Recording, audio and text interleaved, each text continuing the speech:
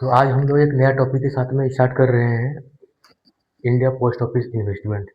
बहुत सारे लोग को अभी ये कन्फ्यूजन रहता है कि और या बहुत लोग इसके बारे में अवेयर नहीं होते हैं कि पोस्ट ऑफिस में क्या हम लोग इन्वेस्टमेंट कर सकते हैं क्या?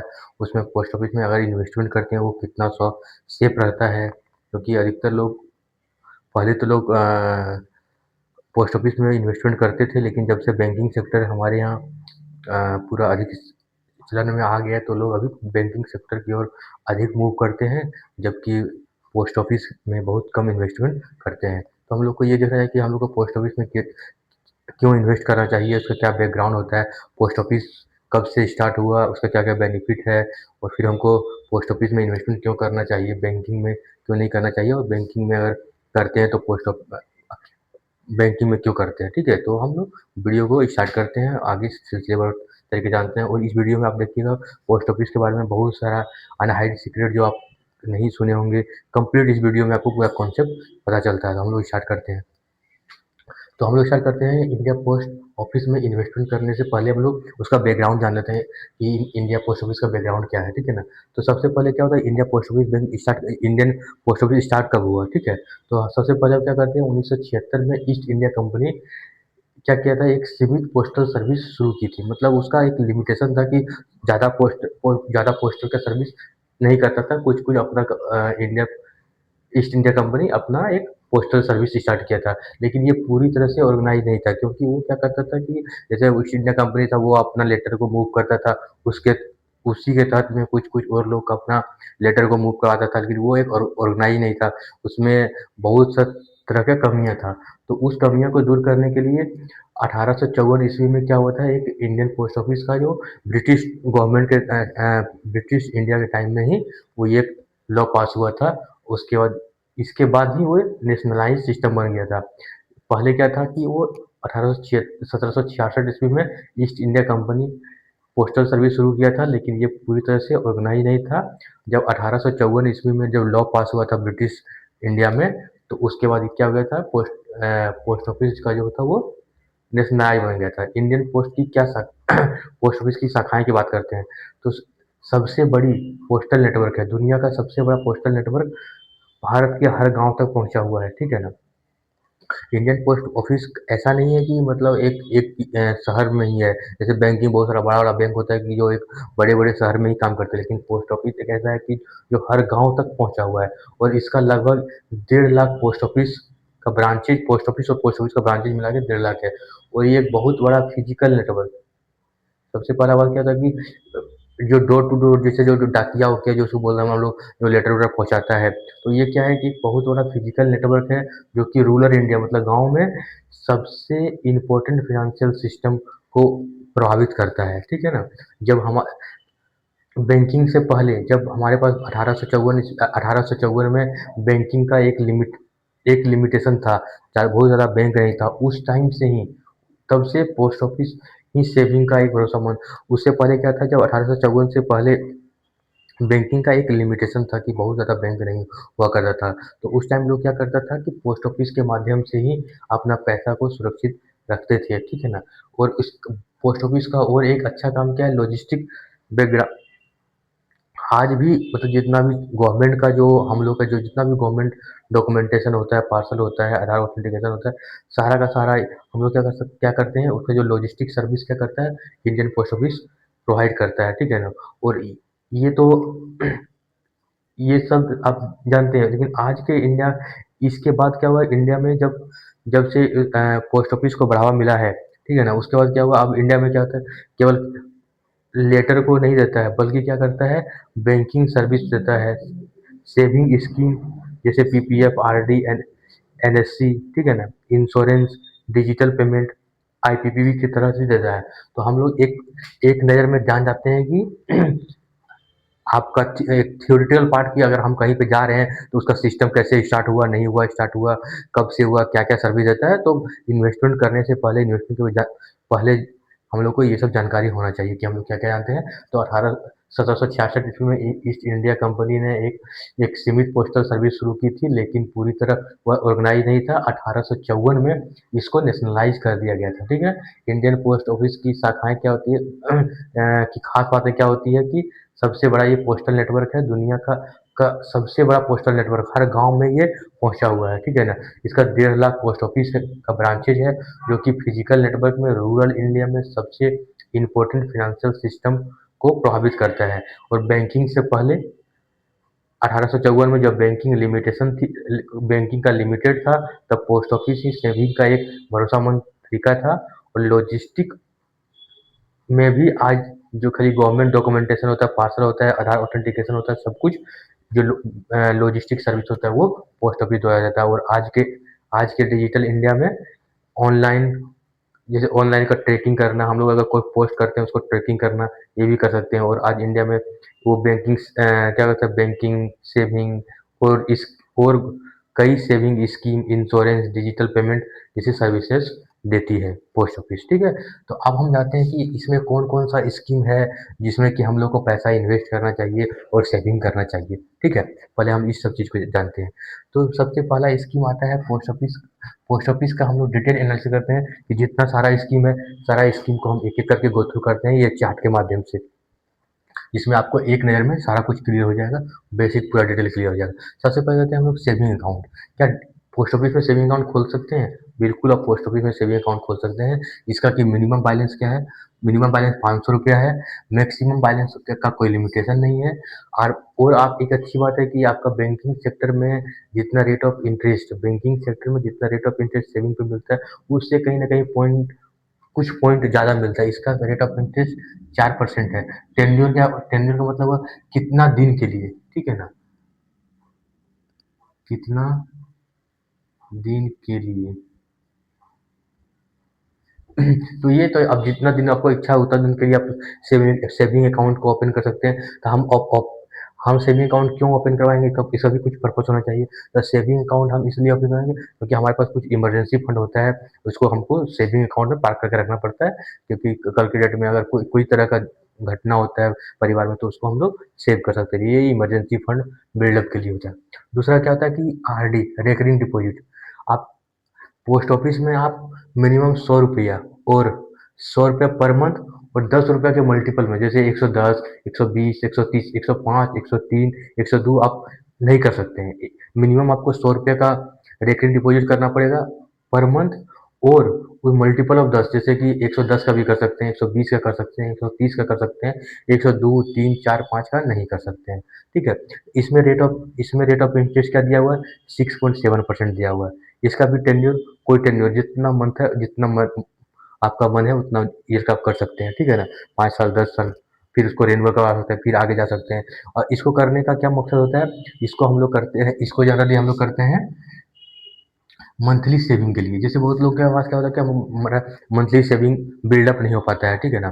तो इसके लिए क्या करता है, बहुत लोग रेकरिंग करवा के रेकरिंग डिपॉजिट स्टार्ट करता है और फिर अपना एक एक कॉर्पस तैयार कर देता है, ठीक है? तीसरा में आते हैं हम लोग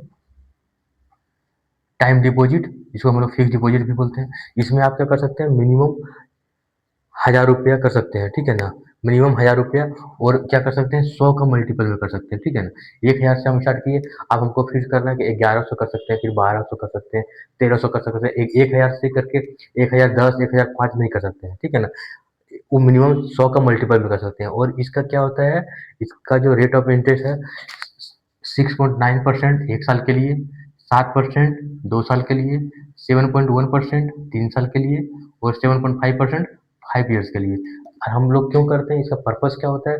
इसका एक ही पर्पस होता है हम लोग का, क्या होता है कि सेफ एफडी, ठीक है? क्योंकि एफडी एक ऐसा माध्यम माना गया है कि जिसको कि हमेशा हम लोग अपना एक फंड को, चाहे वो सेविंग अकाउंट में ज़्यादा फंड हो जाता है तो हम लोग एफडी में पार कर सकते हैं। इसमें आरडी में ज़्यादा पैसा हो जाता है तो फिर हम लोग इसको उसका पैसा को एफडी में पार कर सकते हैं, क्योंकि इसमें इन्फ्लेशन वगैरह का डर नहीं होता है। इन्फ्लेशन वो हो सकता है कि मार्केट क्रेश होने का, शेयर मार्केट का तरह का डर नहीं होता है। रेट ऑफ इंटरेस्ट फिक्स रहता है और गवर्नमेंट ऑफ इंडिया का एक बैकएंड सपोर्ट रहता है, उनका गारंटी रहता है, इसलिए हम लोग यहाँ पे सेफ के लिए करते हैं, ठीक है। चौथा आता है मंथली इनकम स्कीम, इसको हम लोग MIS कर सकते हैं, ठीक है। इसमें क्या सकते हैं आप मिनिमम 1000 रुपया से MIS ओपन करवा सकते हैं। आपका सिंगल अकाउंट है तो 9 लाख, ज्वाइंट अकाउंट है तो 15 लाख, 7.4% रेट ऑफ इंटरेस्ट देता है। ये आप 5 साल के लिए करवा सकते हैं। और ये नहीं कि जिस तरह ऊपर में था 10 से 5 साल के लिए कर सकते हैं। और इसका पर्पज क्या हो सकता है, मंथली इनकम होता है, ठीक है ना। इसका पर्पस होता है मंथली इनकम, मतलब आप बोल सकते हैं कि अगर आप एक सिंगल हैं तो मिनिमम आप 1000 रुपये से भी EMI स्टार्ट कर सकते हैं, मैक्सिमम उसमें 9 लाख डाल सकते हैं। ज्वाइंट अकाउंट में 15 लाख डाल सकते हैं, 7.4% इंटरेस्ट मिलेगा, 5 साल के लिए कर सकते हैं। और इसका पर्पस होता है मंथली इनकम जनरेट करना। अब चलते हैं पांचवा क्या कर सकते हैं, पब्लिक प्रोविडेंट फंड, इसको कि PPF के नाम से भी जानते हैं, ठीक है। इसमें आप 500 रुपया पर ईयर मिनिमम आपको जमा करना पड़ेगा, ठीक है, अगर ओपन करते हैं। अब मैक्सिमम आप कर सकते हैं 1.5 लाख रुपया, ठीक है। इसमें जो रेट ऑफ इंटरेस्ट अभी मिलता है, ठीक है, वो 7.1%। ये जो रेट ऑफ इंटरेस्ट हम बता रहे हैं वो फिक्स नहीं है, ये अप्रॉक्स है, ठीक है, अभी जो चल रहा है। इसमें क्या कर देता है, टाइम टू टाइम गवर्नमेंट जैसे उसको नोटिफाई करता है तो रेट ऑफ इंटरेस्ट चेंज भी हो सकता है, ठीक है। अभी आज के डेट में जो वीडियो बना रहे हैं उसका जो करेंट रेट ऑफ इंटरेस्ट चल रहा है उसके आधार पर चल रहा है, इसलिए हम ऊपर में लिख दिए अप्रॉक्स रेट ऑफ इंटरेस्ट, ठीक है। ये नहीं लिखिएगा कि हमेशा आप कभी भी 2 साल के बाद वीडियो देख रहे हैं, 5 साल के बाद वीडियो देख रहे हैं, sir rate of interest change हो गया। रेट ऑफ इंटरेस्ट चेंज हो सकता है, लेकिन हो सकता है कि सिस्टम में भी कुछ चेंजिंग आ सकता है, ठीक है। लेकिन अभी जो चल रहा है वो यही चल रहा है। तो आप 1.5 लाख कर सकते हैं, 7.1% इसमें क्या कर सकता है, आपको इंटरेस्ट मिलेगा। ये आपको 15 साल के लिए कर सकते हैं, 15 साल के लिए लॉकिंग रहता है, और फिर फर्दर 5 साल उसको एक्सटेंड कर सकते हैं, फिर 5 साल का एक्सटेंड कर सकते हैं। और इसका इसका पर्पस होता है रिटायरमेंट, ठीक है।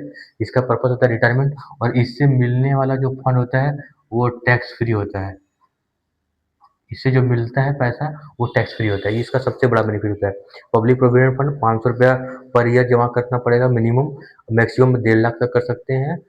7.1% आपको रेट ऑफ इंटरेस्ट मिलेगा, वो भी कंपाउंडिंग के साथ मिलता है, जो भी मिलता है कंपाउंडिंग मिलता है, ठीक है ना। तो आप 15 साल के लिए कर सकते हैं लॉकिंग, इसको फिर 5 साल के लिए और आप ये एक्सटेंड कर सकते हैं। इसका पर्पस होता है रिटायरमेंट के लिए, और इससे जो भी पर्पस मिलता है वो टैक्स फ्री होता है, ये सब टैक्सेबल होता है, ये टैक्स फ्री होता है, ठीक है। छठा होता है सुकन्या समृद्धि, इसको बोलते हैं SSY। इसमें आप मिनिमम 250 रुपया पर ईयर से कर सकते हैं, मैक्सिमम 1.5 लाख दे सकते हैं, ठीक है। 8.2% रेट ऑफ इंटरेस्ट है, ठीक है। इसका भी टाइम लिमिटेशन नहीं है। और ये जो है वो मोदी गवर्नमेंट आने के बाद इसको क्या किया गया है, डॉक्टर फ्यूचर के लिए किया गया, मतलब जिसके पास डॉक्टर है उसको मैरिज को मतलब उसका मैरिज करने के लिए, उसका हायर एजुकेशन के लिए आप उसको बढ़ावा दिया गया, बेटी बचाओ बेटी पढ़ाओ योजना के तहत में, ठीक है ना। आगे है 7वां नंबर, हम लोग आते हैं नेशनल सेविंग सर्टिफिकेट, जिसको कि हम लोग NSC के नाम से जानते हैं, ठीक है। इसमें आप मिनिमम 1000 रुपया कर सकते हैं, ठीक है। 1000 रुपया का NSC बाइंग कर सकते हैं, इसमें मैक्सिमम का कोई लिमिटेशन नहीं है। अभी जो रेट ऑफ इंटरेस्ट चल रहा है वो 7.7 चल रहा है। 5 साल के लिए आपका NSC लॉकिंग होता है, ठीक है। इससे जो इसका जो पर्पस लाया गया था वो टैक्स सेविंग के लिए लाया गया। NSC लोग जनरली इसलिए बाइंग करते थे क्योंकि उसको इनकम टैक्स में बेनिफिट मिलता था, उसका डिडक्शन मिल जाता था, ठीक है। और रेट ऑफ इंटरेस्ट भी सेविंग है। तीसरा आता है senior citizen saving scheme, SCSS। इसमें भी मिनिमम आप 1000 रुपया से स्टार्ट कर सकते हैं, मैक्सिमम 30 लाख रुपया तक ही जमा कर सकते हैं, मैक्सिमम 30 लाख तक। रेट ऑफ इंटरेस्ट 8.2%, ठीक है। और इसका भी जो पर्पस होता है वो रिटायरमेंट पर्पस से होता है। इसका जो पर्पस होता है रिटायरमेंट के लिए, मतलब जो रिटायर पर्सन होता है वो इसमें क्या होता है, थोड़ा थोड़ा पॉइंट पॉइंट 5.25 0.751 या अप्रोक्स में नॉर्मल सेविंग्स स्कीम से जैसे आपका एफडी से इसमें कुछ ज़्यादा पैसा मिलता है, और इसमें मैक्सिमम 30 लाख की पार्किंग कर सकते हैं, जबकि नॉर्मल एफडी में कोई लिमिटेशन नहीं हुआ है। इसका रेट ऑफ इंटरेस्ट 8.2 देख रहे हैं, इधर देख रहे हैं थोड़ा सा 7.5 का डिफरेंस मिलता है, ठीक है। तीसरा नंबर नंबर में आता है हम लोग का किसान विकास पत्र, जिसको बोलते हैं कि केवीपी में हम लोग मिनिमम 1000 रुपया से इन्वेस्ट करते हैं, ठीक है। मैक्सिमम का कोई लिमिट नहीं है। इसका रेट ऑफ इंटरेस्ट 7.5 है। टेन्योर इसका टेन्योर अगर टेन्योर देखें तो इसमें टेन्योर मोटा मोटी 112 से 115 मंथ लगता है, ठीक है ना, 112 से 115 मंथ लगता है, ठीक है। और ये गारंटेड डबल है, जैसे कि आप अगर बैंकिंग सेक्टर में जाइएगा तो अभी के समय में कोई भी आपका ऐसा एफडी नहीं मिलेगा कि आपको डबल करेगा, ठीक है। लेकिन पोस्ट ऑफिस में ही एक ऐसा स्कीम है जिसको किसान विकास पत्र बोलते हैं, जिसके थ्रू आपका पैसा को सीधा डबल, आप 1 लाख जमा कीजिएगा आपको 2 लाख रुपए मिलेगा, ठीक है। इसका टेन्योर 112 से 115 मंथ मिलता है, वो डिपेंड करता है रेट ऑफ इंटरेस्ट पर। अगर फिक्स है तो ऐसे करके आपको गारंटी, मतलब इसका टेन्योर मोटा मोटी आपको 9 से 10 साल के बीच में आपका पैसा डबल हो जाता है, ठीक है। तो हम लोग इसको एक सिलसिलेबद्ध तरीके से जानते हैं कि कि इसमें क्या-क्या हो रहा है, ठीक है। पहला स्कीम क्या है, saving saving account, saving account 500 रुपया मिनिमम, मैक्सिमम का कोई limit, rate of interest 4%, tenure 0, emergency fund के लिए। दूसरा था रेकरिंग डिपॉजिट, मिनिमम 100 रुपया, 10 का पर मंथ, 10 के मल्टीपल में 6.7% इंटरेस्ट, इसका भी टेन्योर कुछ नहीं, मंथली सेविंग के लिए। तीसरा है टाइम डिपॉजिट, एफडी के लिए 1000 रुपया मिनिमम, 100 के मल्टीपल में, रेट ऑफ इंटरेस्ट 6.9% 1 साल के लिए, 7% 2 साल के लिए, 7.1% 3 साल के लिए, 7.5% 5 ईयर्स के लिए, ये सेफ एफडी के लिए, ठीक है ना। चौथा होता है monthly saving, monthly income scheme, MIS, minimum 1000 रुपया, मैक्सिमम अगर सिंगल अकाउंट है तो 9 लाख, जॉइंट अकाउंट है तो 15 लाख, और रेट ऑफ इंटरेस्ट 4%, 5 साल के लिए, मंथली सेविंग के लिए, ठीक है। पब्लिक प्रोविडेंट फंड, मिनिमम 500 रुपया पर ईयर, मैक्सिमम 15 लाख, ठीक है ना। 1.5 lakhs, sorry. Rate of interest 7.1, tenure 15 साल, 5 साल एक्सटेंशन मिलता है रिटायरमेंट के लिए। इसका जो इनकम होता है वो टैक्स फ्री होता है। छठा होता है सुकन्या समृद्धि योजना, एसएसवाई, मिनिमम 250 रुपया per year, maximum 1.5 lakh, rate of interest 8.2%। इसमें डॉक्टर फ्यूचर के लिए, उसका एजुकेशन के लिए, उसका मैरिज के लिए, ठीक है। एनएससी, मिनिमम मिनिमम 1000 रुपया, मैक्सिमम को कोई लिमिट नहीं, टैक्स का rate, interest rate 7.7%, tenure 5 years, tax saving purpose. S S senior citizen saving scheme, minimum 1000, maximum 30 lakh, interest 8.2, ये होता है रिटायरमेंट के लिए, ठीक है ना। किसान विकास पत्र, मिनिमम 1000, मैक्सिमम का कोई लिमिट नहीं, रेट ऑफ इंटरेस्ट 7.5, और ये गारंटेड डबल मिलता है। तो ये हम लोग देख लिए इतना तरह का स्कीम पोस्ट ऑफिस में चलता है, जो कि बहुत लोग को पता नहीं होता है। अब एक डाउट आता है कि हम पोस्ट ऑफिस में क्यों करवाएं, बैंकिंग में क्यों नहीं करवाएं। ये एक बहुत वाइटल क्वेश्चन आता है और सबका दिमाग में आना भी चाहिए कि हमको पोस्ट ऑफिस में ही क्यों, बैंकिंग में क्यों नहीं करवाना चाहिए। तो हम लोग देखते हैं कि दोनों में क्या बेनिफिट होता है, ठीक है ना। तो बैंकिंग में जो आप करवाते हैं तो इसमें क्या होता है कि एक DICGC होता है, जिसका कि फुल फॉर्म होता है deposit insurance and credit guaranteed corporation. इसमें जो भी पैसा है आपका 5 लाख तक ही सुरक्षित रहता है। अगर बैंक डूब जाता है, अगर आपका बैंक डूब जाता है तो उसमें आपको 10 लाख रुपया, 50 लाख रुपया, 1 करोड़ डूबेगा आप, लेकिन बैंक डूबने के बाद आपको सिर्फ और सिर्फ 5 लाख रुपया ही मिलेगा। लेकिन इसमें पोस्ट ऑफिस में क्या है, गवर्नमेंट ऑफ इंडिया का गारंटी रहता है, ठीक है। इसमें कोई लिमिट नहीं है, आपका जितना पैसा है पूरा का, अब 10 लाख है, 20 लाख है, 50 लाख रुपए है, तो पूरा का पूरा सेफ है। लेकिन इसमें क्या था, बैंकिंग में क्या था, DICGC का है, इसमें DIGC का नियम, DICGC नॉट अप्लीकेबल, ठीक है ना। पोस्ट ऑफिस में DIGC अप्लीकेबल नहीं करता, इसलिए पोस्ट ऑफिस बैंकिंग से ज़्यादा सिक्योर माना गया है। इसमें डिफ़ॉल्ट, बैंकिंग में क्या है, आपका पैसा सेफ है, लेकिन एक रिस्क वहाँ पे इन्वॉल्व है, जिसको बोलते हैं default risk, bank default risk. कल के डेट में आपका 10 लाख रुपये पड़ा हुआ, 50 लाख रुपये पड़ा हुआ है, आपका सेविंग है, आप लेकिन आपका बैंक डूब जाता है, उस केस में क्या होगा, वो आपका डिफ़ॉल्ट में चला जाएगा। लेकिन ये चीज़ पोस्ट ऑफिस में एप्लीकेबल नहीं है। सेफ्टी क्या होता है, बैंकिंग में हाई होता है, ठीक है। लेकिन यहाँ पे क्या होता है कि वेरी हाई होता है, क्योंकि यहाँ पे गवर्नमेंट ऑफ इंडिया का बैकएंड होता है। इसमें क्या होता है, रिस्क लो रहता है, ठीक है। इसमें भी रिस्क, इसमें भी क्या होता है, सेफ्टी हाई होता है, लेकिन रिस्क क्या होता है, लो होता है, ठीक है ना। अब एक कन्वीनियंस, कन्वीनियंस क्या होता है कि बैंकिंग में वेरी हाई मिलता है, और इसमें क्या मिलता है, मीडियम मिलता है। क्योंकि कन्वीनियंस होता है कि जो इंफ्रास्ट्रक्चर होता है, बैंकिंग सेक्टर का इंफ्रास्ट्रक्चर थोड़ा आपको ज़्यादा अच्छा मिलेगा, ठीक है ना। लेकिन पोस्ट ऑफिस का उस कंपेयर में कम मिलेगा, ठीक है। आप बोल सकते हैं कि तीसरा हम लोग यहाँ पे जाते हैं, रिटर्न, ठीक है ना? रिटर्न भी इसमें क्या मिलता है, इसमें मॉडरेट मिलता है, ठीक है? लेकिन इसमें मॉडरेट से अच्छा मिलता है। जैसे मान लीजिए अगर आप पोस्ट ऑफ आपको जैसे एग्ज़ाम्पल के लिए सेविंग अकाउंट खोल रहे हैं यहाँ पे 4%, लेकिन बैंक में मिलेगा ती 3.5% 3%, तो मॉडरेट इससे ज़्यादा मिलता है आज कंपेयर टू बैंकिंग, ठीक है ना? तीसरा चलते हैं ऑनलाइन सर्विस। ऑनलाइन सर्विस क्या होता है कि बैंकिंग का जो ऑनलाइन सर्विस है, मोबाइल बैंकिंग, ऑनलाइन बैंकिंग, वो बहुत ही एक्सीलेंट है, लेकिन इसका क्या होता है कि इसका क्या है कि कुछ लिमिटेशन है, इसका लिमिटेड है, ठीक है ना? जैसे कि अगर इसका इस इतना ज़्यादा यूज़र इंटरफेस नहीं है, लेकिन अभी के समय में पोस्ट ऑफिस भी ऑनलाइन हो चुका है, पोस्ट ऑफिस भी आज के डेट में ऑनलाइन है। ऐसा नहीं है कि पोस्ट बहुत लोगों को पता है कि पोस्ट ऑफिस का भी एटीएम है, बहुत सारा जो ब्रांच होता है उसका पोस्ट ऑफिस का अपना एटीएम होता है, ठीक है ना? ऑनलाइन सर्विस क्या होता है? ऑनलाइन सर्विस बता दिए, आपका best use for daily banking के लिए होता है, और ये क्या होता है कि सेफ लॉन्ग टर्म सेविंग के लिए होता है।